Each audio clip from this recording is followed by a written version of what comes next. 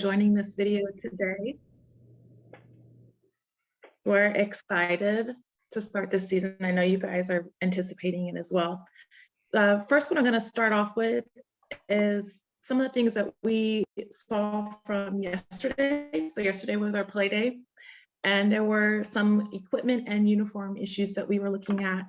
The very first one we're going to go over is mouth guards. So please remember that mouth guards are required for all players on the field during play. That also means that they must be properly worn while they're playing. If a player is not properly wearing their mouth guard and they come in possession of the ball, the official does have the ability to turn the possession over. The way that mouth guards need to look, they need to have a color other than white or clear. So the officials must be able to see that the players have a mouth guard in. Last season, we saw some players had white mouth guards with maybe a little decal on the front. That is still considered a white mouth guard, and that is not acceptable. So it cannot be white at all. We also had an issue with jewelry yesterday. So luckily hopefully we got all those kinks settled. So no jewelry is allowed whatsoever unless, and there's only two exceptions. So unless it is a religious affiliation or it is for a medical purpose. So a medical alert bracelet or necklace. And if they are in those exceptions, they have to be taped down to the body. So any nose rings, there was a player with a nose ring who had a goalie who was wearing it, that must be removed. Anything on the upper ear, lower ear.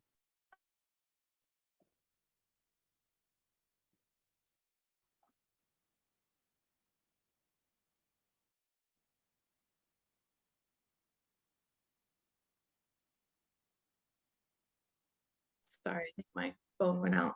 I apologize. What is allowed? So we saw a player with beads in her hair.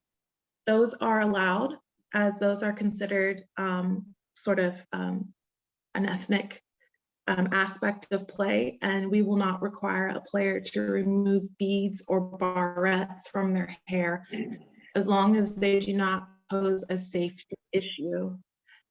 If the beads or any item attached in the hair is considered dangerous, we'll either ask it to be tied down, secured, covered in a way that won't harm other players. Along with jewelry, what is considered jewelry in the rule books is also heart rate monitors or cameras that are worn either on the wrist or on the upper arm. Any device that is not a medical necessity is not allowed on the field. Medical necessities would be something like glucose monitors or insulin pumps. If they do have a glucose monitor or insulin pump that is visible or on any part of the arm, it must be covered with some type of soft padding so that it does not cause injury if it comes in contact with an opponent. So just a reiteration, no heart rate monitors or devices, recording devices are allowed on the player at any time. Any questions on those things before I move on? Okay, electronic devices, sort of staying on the same aspect. So we know that coaches, you're allowed to film the games. You can have that on the end line, you can have it on sidelines. You can also have a camera located inside of your goal. So if you would like to have a camera located inside the goal, it'll be towards the back of the net, and it must be padded so that it doesn't cause any injury should someone fall into the net. Please remember that no film will be used during or after play of the game to review any official's decisions during the game. So a film review is not allowed to overturn any gameplay or decisions made by officials. Now, if there's any types of safety concerns or issues that we may be having, you are more than welcome to call me and Tracy. Tracy isn't over the officials, I am. So if there are any issues, please reach out to me through email, and I will look at it and address if there needs to be anything done about game conduct or play or anything like that. Electronic devices for coaches. You guys are allowed to wear headsets or have communication devices amongst yourselves as coaches on the sidelines. Also, if you have an athletic trainer and you need to have a device to be able to contact them quickly, that is allowed. However, you are not allowed to communicate through an electronic device to anyone that is not on the field of play. So if they are in parking lot or outside of stadiums, they are not considered to be on your staff during the game, and they cannot be communicated. So please keep that in mind. Okay, game clock. Let's go over some, want to make sure that everybody is on the right page as far as what game clock will look like. We're still maintaining 4 quarters this year. They will be 4 12-minute quarters. And as far as the vote that was made by the coaches, we will have a stoppage of the time clock in the last 2 minutes of play of quarter 2 and quarter 4. So quarter 2 and quarter 4, the last 2 minutes of play will have a stop clock. The stop clock will only apply during fouls happening inside of the CSA. So anywhere else on the field, it does not apply, only within the CSA. So the critical scoring area is considered from the 12-meter fan down to the end line. Any questions on that? Okay, officials are also going to try to assist your sideline table, who's running the clock. They will try to help out the first couple games of the season by showing a timeout signal. You may or may not get that from every official if they remember it, but we will do our best to show a timeout in the last 2 minutes when it's in the CSA. That way we can sort of help out the sideline on that. Just make sure that if you can, make sure anyone who is volunteering to help run clock and run your sidelines, that they are aware of how the clock stops in the CSA during those 2 minutes. Goal circle changes. So there was a change allowing what goalies can do as far as bringing the ball back into their goal circle. So goalies are now allowed to carry the ball back into their circle if they have completely exited the circle. Before, they had to be straddling the goal circle line and then they could step in, but now they are able to completely exit the circle and come back in if the ball has been played and carried in. They can also throw it to a teammate who has entered the goal circle and allow the ball to enter that way. So that's a great change. We see that at the higher levels that was already enacted. So that'll help your goalies with, not having, mess ups and get caught on those. But please remind your goalies that if a attack player is within playing distance, and playing distance is defined as a stick's length, if they are within playing distance, they cannot trap or rake the ball into their net, regardless of where they are, whether they're in the circle or, so if the ball is outside the circle and someone is within playing distance, they cannot rake or trap the ball. And that goes for everywhere on the field. Any questions on goal circle?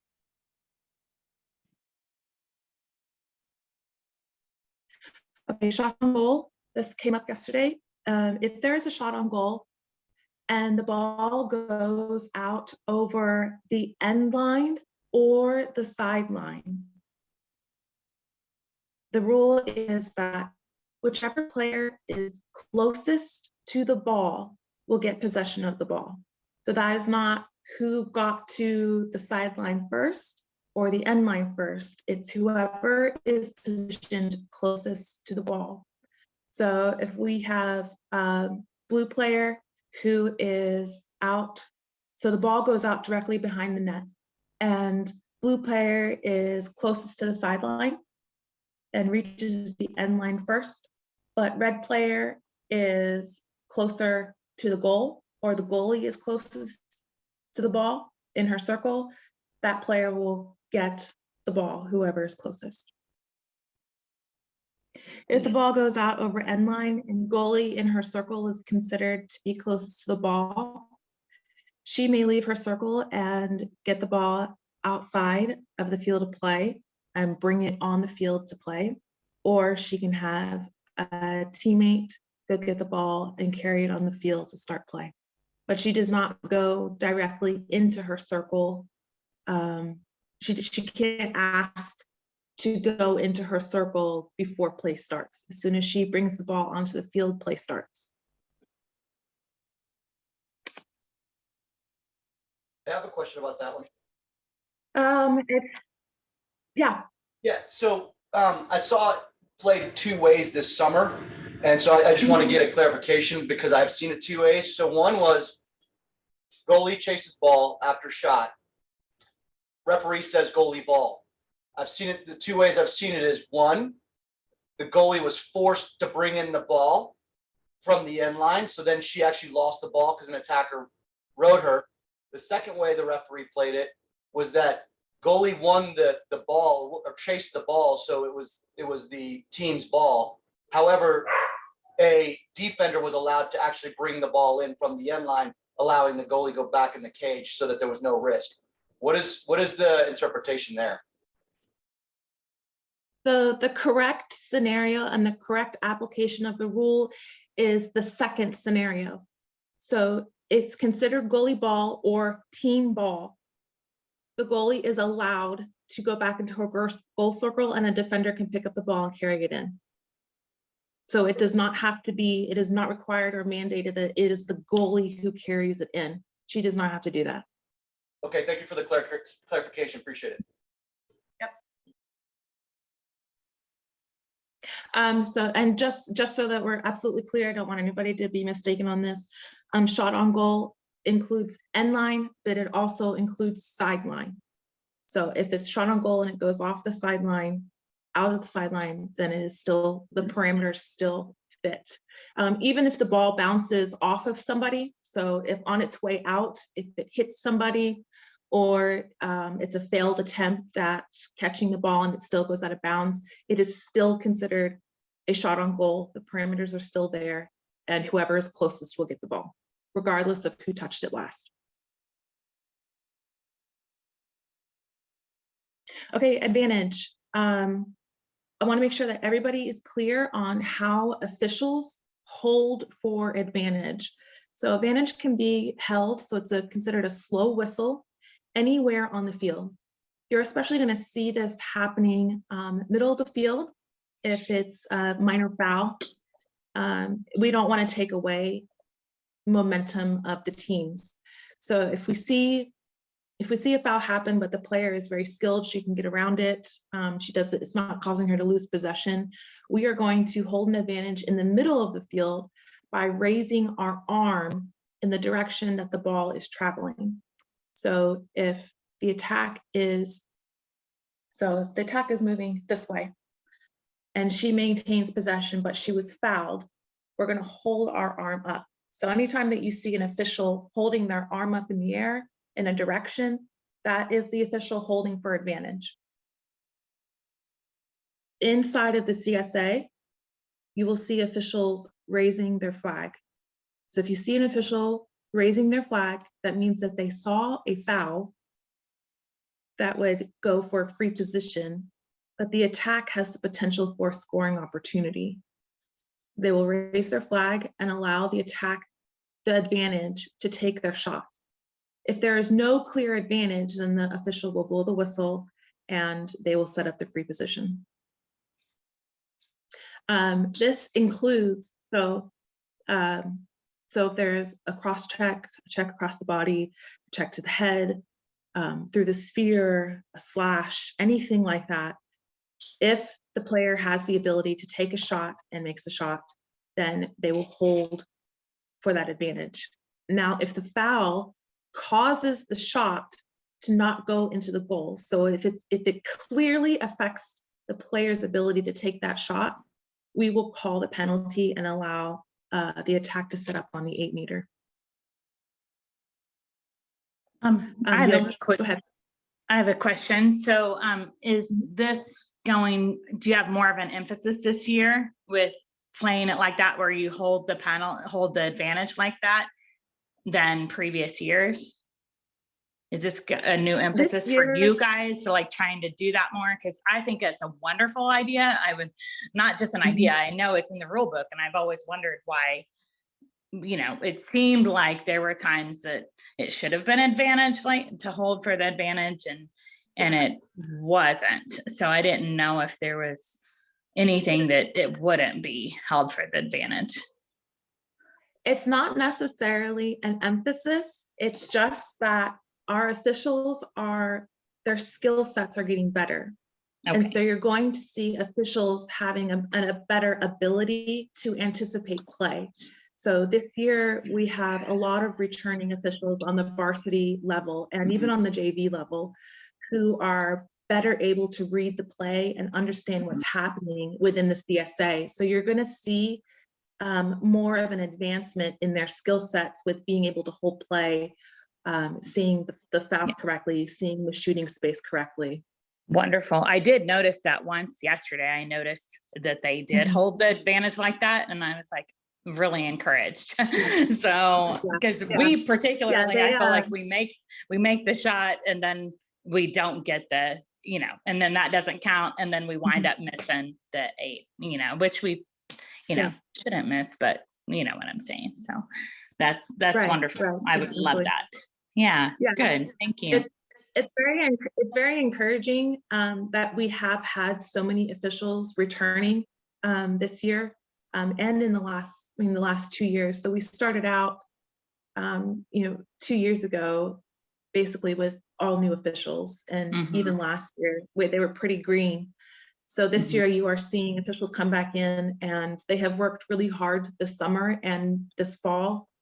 A lot of them traveled outside of state to tournaments to get additional training from different areas to be able to sharpen their skills and to be able to bring a better game here to Oklahoma, to the Heartland Lacrosse. Okay, let's see here. Cards. So let's go over cards real quick. Mandatory cards so that everybody knows what will be carded right away. Check to the head, dangerous contact, follow through, dangerous propel, and a slash. Last year we had a lot of slashes that were missed or weren't called, or they weren't quite sure if it was or wasn't. We'll probably see the officials a lot sharper on that this year, and they will probably call slashes a lot tighter. Again, going back to our officials are more skilled this year, so they will be calling that a lot tighter. Remember that a slash is a mandatory yellow. Last year we had a lot of slashes. Even yesterday we had one that was called. There were 2 that happened in the whole day, so that's encouraging that there were only 2 slashes. That's great to see. That's a reflection of you all's coaching with safety in the game. But just know that those will be called a little bit tighter this year. Dangerous propel. So a dangerous propel is a consideration when the attack is in the CSA and they're looking to shoot, and they shoot and they hit a player that they should not have hit. That is considered a dangerous propel. A scenario that the officials were tested on in the US Lacrosse rules ratings is red attack enters in the CSA, blue defense jumps in her shooting lane. So blue is called for a shooting space, and red attack releases her shot and hits the blue player.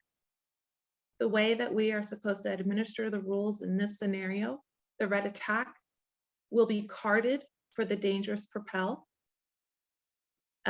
Blue is still given the shooting space, but because there was a carded foul, blue will maintain possession on the 8 meter with a whistle start.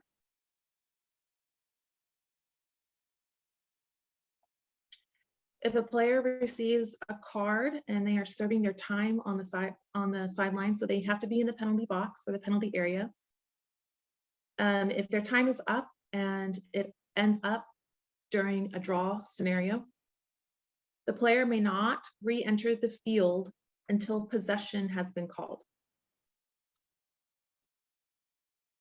That happened yesterday, and we wanted to make sure that that was clear, and it's been expressed to all the officials that that's what we are going over.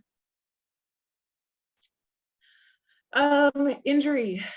If the officials have to call a timeout for an injury, the player that is injured must leave the field. So even if coach says that she's okay and she can stay on, or if the player says she's okay and she can get up and play, the player must exit the field.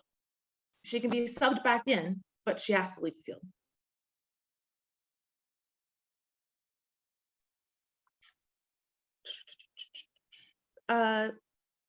We'll go back to goal line, scoring a goal. One thing we want to make sure that is cleared up, because there was a little bit of confusion between the officials and we had to do a little bit of digging within the rules. If a goal is scored when the ball completely crosses the line. So if the ball is trapped on the line by the goalie, it's not considered a goal. Just outside, the ball has to completely cross the line in order to be considered a goal. We had that happen in the games yesterday, and we just wanted to make it absolutely clear that that's how it will be assessed. Coaches, if you would, make sure that there are zip ties and necessary tools on hand for when the officials arrive to the field to watch for the holes in the nets. They are all trained and they know how to assess and make sure that there's no big holes in anything, but I just want to make sure that there are zip ties and those types of things at the field for the officials if there are any holes in the net. Okay.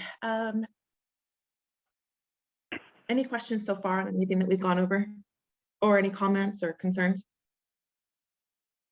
Hey, Rebecca, can you hear me? Okay, going back to the very beginning, you talked about the stoppage of clock in the last 2 minutes of the second and fourth quarters. It's a running clock, basically, the whole game except those 2 times, right?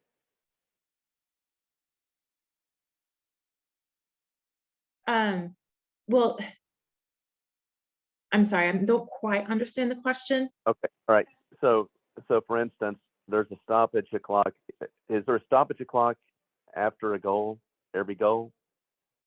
Or is it only Yes. in the last? No, There is a stoppage. in varsity level, at varsity level, the time clock stops after every goal scored. It will also stop if a card is being administered, if there is an alternate possession, or if there's an offsides. Okay, that clears it up. Thank you. Mm-hmm.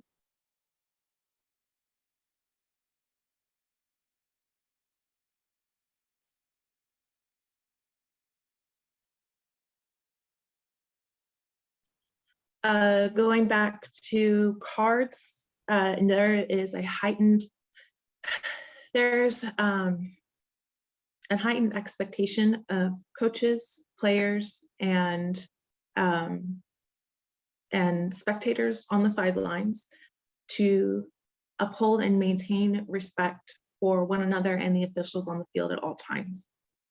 You know that the rules have increased and become more severe when it comes to misconduct, when it comes to red cards and things like that. So please make sure that you are fully aware of sanctions and penalties that will happen when red cards are issued for misconduct, if a player or a coach or a spectator is removed from the game.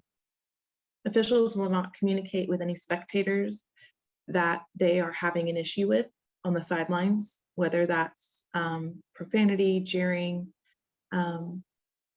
excessiveness on the sideline.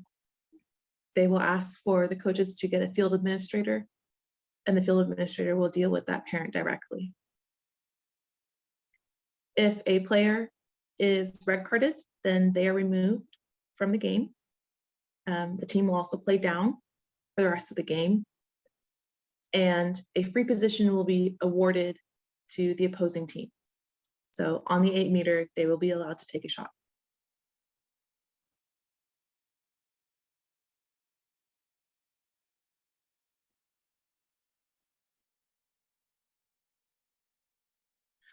We just ask that that coaches, you really express to the parents and spectators on the sidelines, just to keep it safe and respectful towards the players, towards the officials.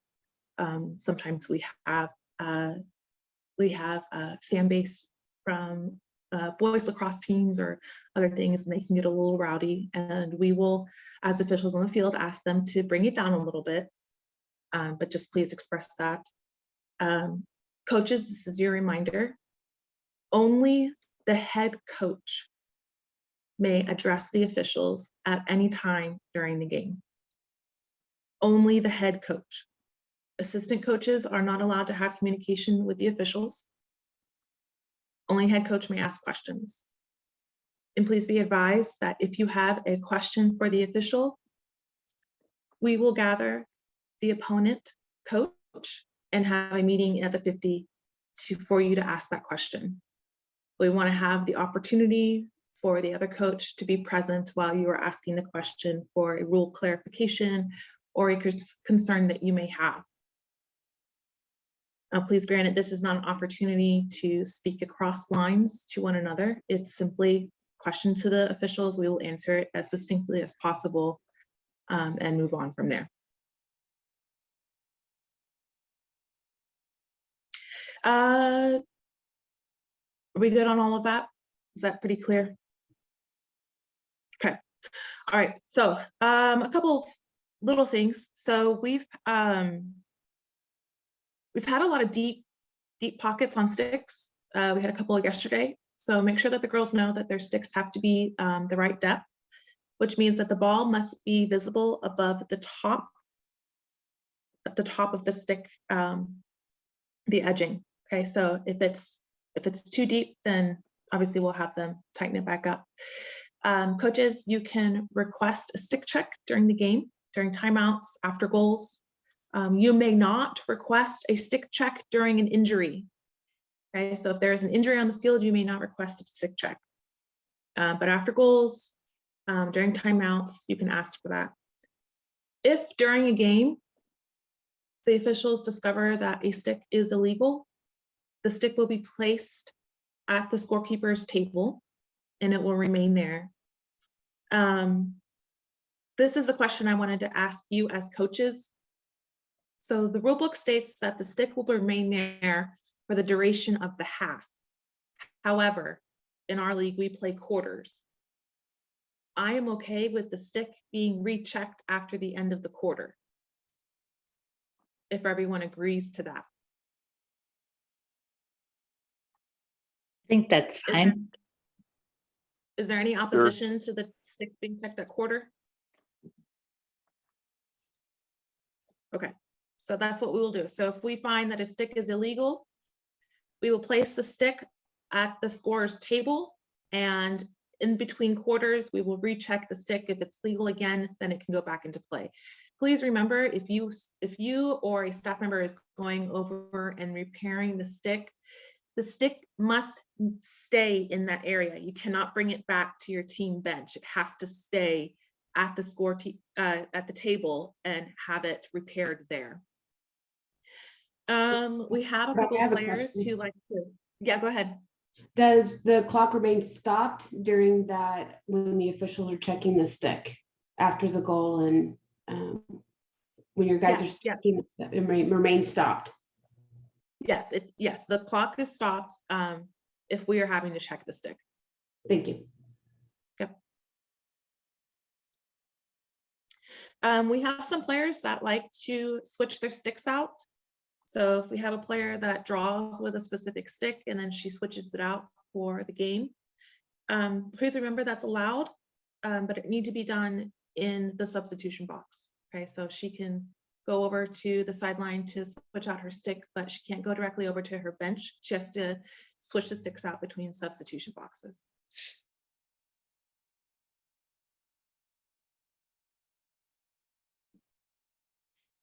That's pretty much all the areas that I really wanted to focus on today. Is there anything that you have questions on or that we need to cover for sure?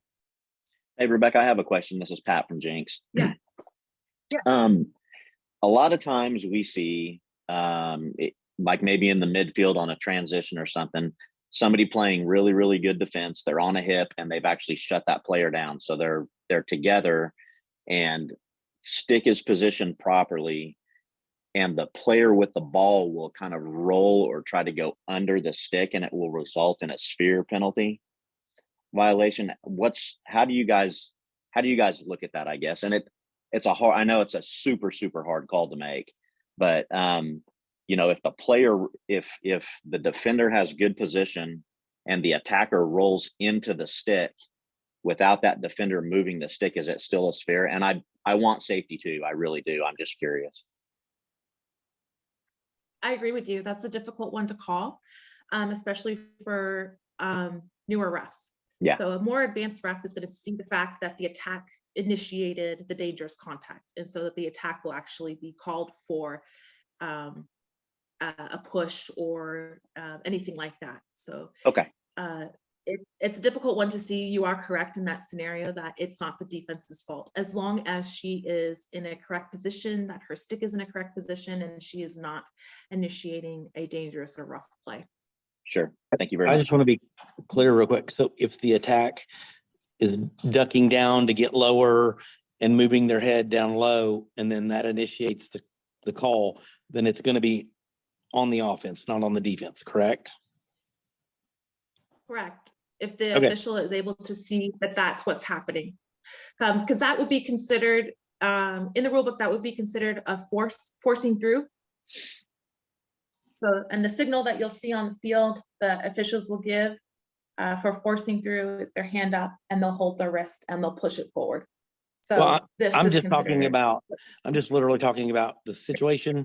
He was saying defense is playing great defense, perfect stick position, but yet the offensive player lowers their head, then it's on the offense. If she's lowering her head, then she's trying to create the foul, and she's forcing her head through the defense, and that's what will be called.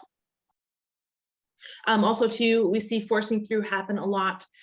It happens a lot in the 8 and the 12 when the defense maybe be double teaming, or they come up outside of the lanes and they come through and they're in a good established, but even though they're moving, if they are establishing that that's where they're going, and they have sticks crossed or they have their bodies together, and if the attack tries to push through that, then that will be the attack's fault, as long as the defense didn't create any type of outlandish danger. Right.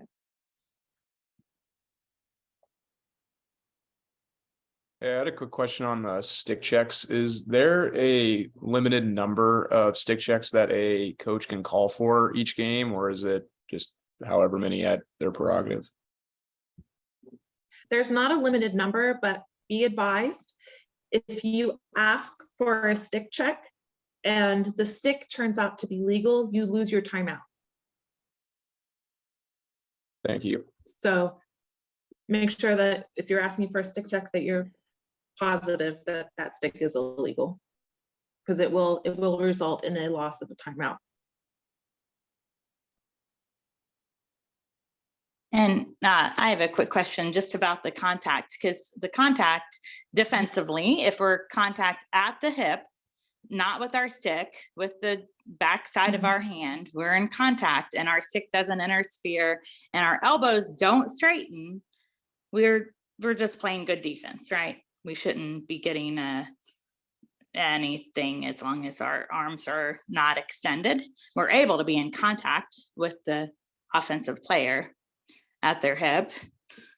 as long as our stick isn't holding them. Right? Correct. I will advise you, however, that the stick is not to make any contact with the body. So for the Right. rules, so let's pretend this is a lacrosse stick. Okay. If a player comes up and she is, as you say, on her hip, but this part right in the middle, that part of the stick is on her body, that is considered an illegal contact. Yeah, we 100% this don't keep our sticks horizontal. So we don't, right. we're So, taught well, very religiously. Let me reiterate though. It doesn't matter if the stick is horizontal or if it's up high like this. If this part in here, this unguarded part of the stick, even like this, makes contact with the body. So say the opponent's arm comes across like that and it hits the stick, that's still considered dangerous. We've had over the last couple of years, coaches complaining to us that their kids are getting bruised and injured because of the contact to the stick, whether it's at 10 and 2 or whether it's straight up and down. This space in here cannot make contact with the body.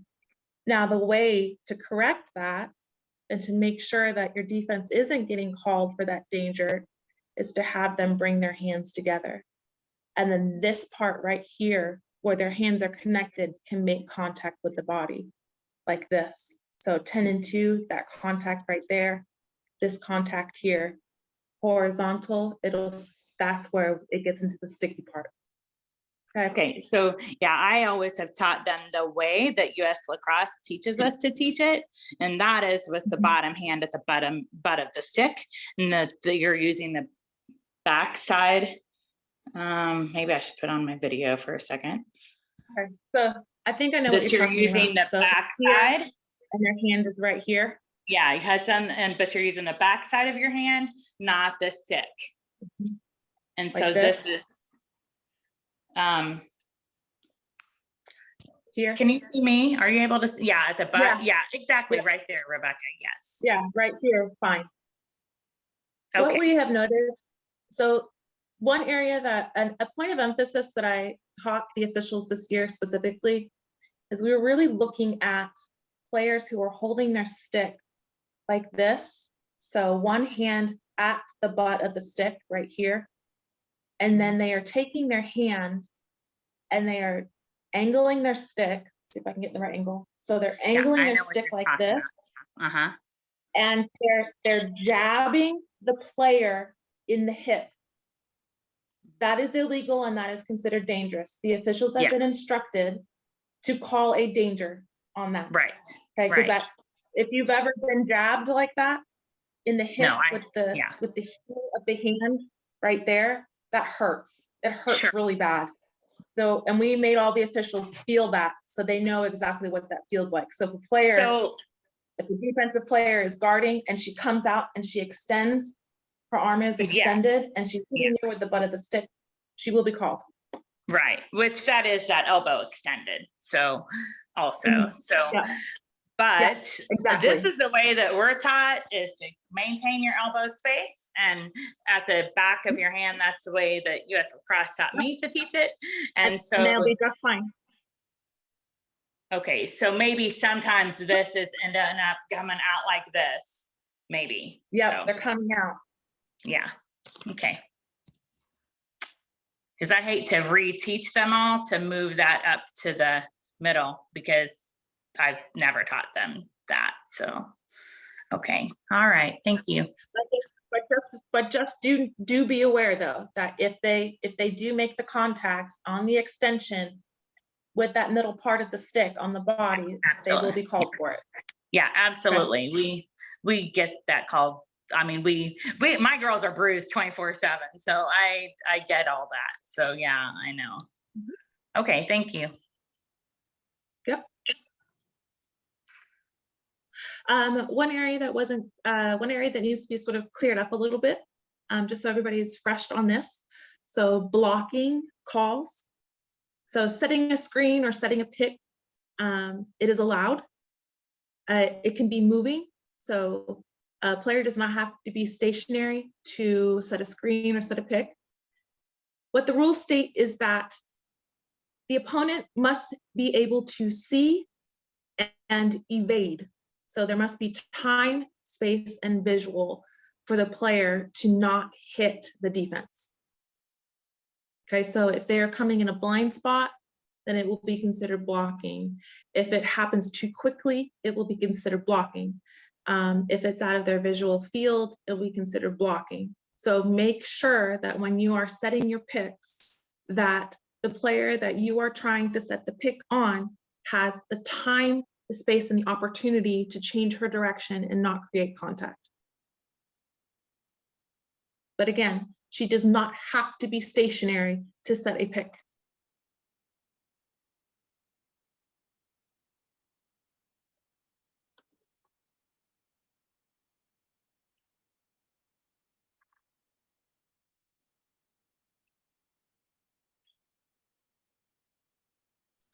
Tracy? Tracy, are you still on? I am. Okay, perfect. Can we go over what we were talking about with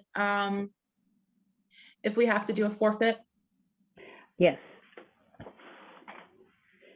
Hold on, let me pull the document up.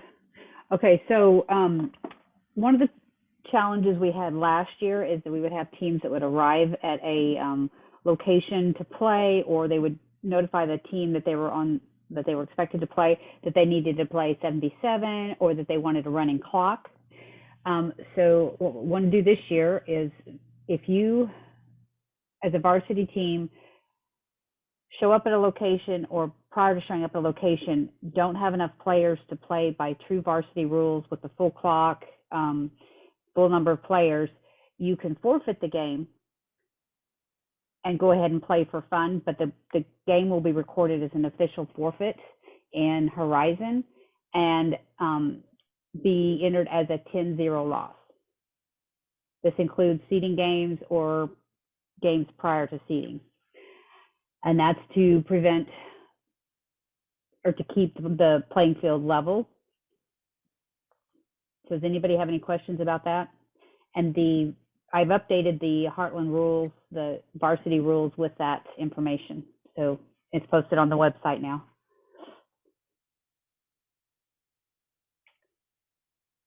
Hey, Tracy, quick question or quick clarification. Yes. Seems like we may have had a game or two last year where they had enough girls to play the varsity game, but maybe they didn't have any subs. And Right. So they just requested a running clock, but they were able to play. Is that acceptable, or would that be a forfeit as well? Well, if it goes to a running clock, then yes, that would be a forfeit. It's their choice. Okay. If they have 12, they have 13 players, they can make the choice whether they want to, take their chances and play, or go to a running clock. Okay. And record as a forfeit. And this really becomes important in the seeding games, because sure. It can have outcomes that may not be natural outcomes by requesting a running clock during that period or during a seeding game. Okay. Now, we're not trying to discourage anybody from playing, but we do want to make sure that the ones that are playing by the varsity rules that are headed to a playoff game, it's critical that everybody's playing by the same deck, if you will. Sure. Thank you. You're welcome. Tracy, is there anything else that I've missed that we talked about previously, or No, did we get it all? I think you covered it all. Okay. I know, just so everyone is aware, Misty, I'm putting you on the spot here. Misty has volunteered to work on a checklist for hosting games and everything, and she's going to take some of the information that we have had and kind of formalize it a little bit. And that will include the things like you need zip ties at your game, you need to have a first aid kit, you need to have a defib, which I'm working on the rules with Amy Southall on that. And then, so it'll be more fleshed out, but that information, once Misty takes her crack at it, will be published for high school and young youth teams as well. So that information's coming. I think that's been requested a couple times, and we've not ever just gotten around to it. So she's going to save the day.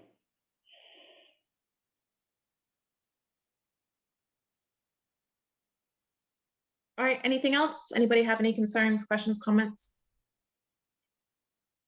Any areas that you would like us as officials to be on the alert for, or areas that you would like to sort of see improved within gameplay that I can bring back to them? Scenarios that you've encountered? What about profanity? Profanity is not allowed, period. It will be considered Well, a misconduct. Yeah, okay. But there is a lot of profanity. It's probably what he's saying. Yeah, when the officials catch it, they're calling it. A lot of times they can't tell when there's a big scrum of girls, and so they'll warn. They'll warn both coaches, call a meeting, whatever. And this no profanity applies to coaches, players, and spectators. Spectators will be carded as well and escorted out if it continues. I think the biggest point to remember is that if the officials cannot clearly pinpoint it, we can't call it, right? So if they're doing it behind our back, or they're doing it quietly, or they are, you know, and they're doing it, you know, maliciously, where they know that they'll get away with it, it's very difficult for us to assess an immediate penalty. What I would advise you to do is remember that your speaking captains can address the officials, and we will have the other speaking captain available, and they can make the request that the team watch out for the profanity. If it is brought back to us, then we can escalate up to cards and make it a team conduct foul if we can't pinpoint which person's doing it. But just remember that if the official does not hear it or see it, it's difficult for us to make that immediate call. But if it's brought to our attention, then we will address it as best we can. Awesome, thank you. Yeah, thank you. How many speaking captains are we allowed per team? 1 or 2? Or 3? Like, can all of our captains be speaking captains or no? You know, let me clarify on that. I'm not 100% sure. I've never had an issue where I've always considered every captain to be a speaking captain. Okay. I think it's just a matter of if that captain's on the field. So as long as you have a captain on the field, that person may address the officials. Okay, thank you. Yeah. And remind your girls too, this is sort of, and this is just me speaking from my heart. I've been an official, gosh, over a decade for a very long time. And it is a job, and I can tell you this with every official that you have in this league. It is a job that we would do for free. We are not here, the officials that you have in this league are not here to simply collect a paycheck. Each one of your officials that you have stepping on your field has a love and a desire for this game.